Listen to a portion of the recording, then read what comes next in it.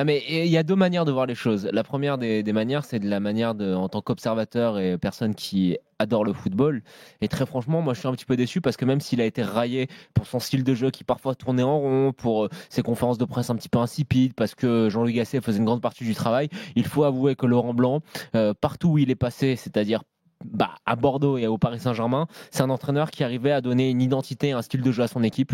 Moi, j'étais très enthousiaste, Nicolas, je pense que tu me le confirmeras, par le jeu de Bordeaux lorsqu'il entraînait les Girondins de Bordeaux, et j'espérais quand même un petit peu mieux pour lui. Alors, les ambitions d'entraîner un club du top 8 européen, j'y ai jamais cru, mais un club qui soit en capacité de gagner l'Europa League, moi, c'est pour moi le niveau qu'avait Laurent Blanc en tant qu'entraîneur. Donc, je suis un petit peu déçu. Après, il y a la manière de voir individuelle, c'est-à-dire si on se met à la place de Laurent Blanc, très franchement, il a fait raquer à mort les Qataris quand il s'est barré du PSG.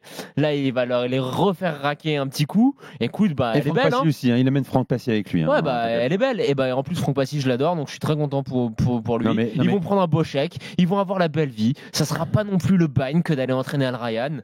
Très bien. Moi, je serais à sa place, j'aurais fait pareil. Bon, les gars, la question que je vous pose Kevin également, c'est finalement ce soir-là, est-ce que Laurent Blanc n'a pas tiré un trait sur sa carrière d'entraîneur? Non, écoute. Il a 55 ans. Alors, il a 55 là, ans. Non, mais on a un peu raillé, on a été un peu mauvaise langue en étant un peu ironique sur ce choix. Mais je vais faire comme Jonathan. Il y a deux choses à dire, je pense. On peut le voir de deux manières. La première, c'est que malgré qu'il ait été très critiqué, c'est quand même peut-être le meilleur entraîneur du Paris Saint-Germain depuis le départ d'Ancelotti. Je pense qu'il y a débat quand même. En tout cas, bon. Après, Kevin a 100% raison. En tout cas, le PSG avait avec lui une vraie identité de jeu. Kevin, juste pour rester sur ce que tu as dit. Après, avec des champions, il a rien fait, mais bon. Sur ce que tu as dit. Il n'y a personne qui a rien fait. Voilà, Kevin. Oui, tu peux rester sur ce que Kevin a dit qui est hyper important. Enfin, je te demande, Nicolas, pourquoi tu dis il y a débat? Entre Emery et Tuchel, tu vas avant dire qu'ils que disent Emery depuis Tuchel ont fait mieux que Laurent Blanc.